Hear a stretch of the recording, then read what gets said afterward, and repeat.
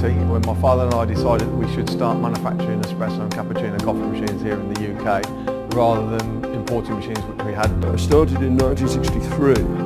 I think the most important thing was when I was able to bring in the family, in particular my son, because he was an engineer, and that made a big difference. Fracino is a unique product as much because we are the only manufacturers of espresso and cappuccino coffee machines in the UK, so they can't go to anybody else to buy a British machine because we are the only one.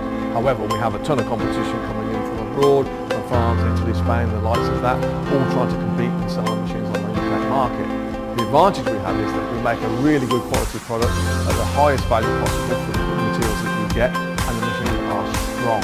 They're built with longevity, they're built with a service reliability backup. We have technical service on all the time, no faceless operation where they hide behind a keyboard and it's just order online. That's not how we are. We are a family business. We are totally independent. We can make virtually all parts that are in the machine, and we do. We have some very sophisticated, more so than our competitors. And that's really that you can control the quality, the quantity, and its availability. We invest a lot of money into tooling, a lot of money into machinery and equipment, so we can make the product the way we want it to be, but it gives us our own unique style.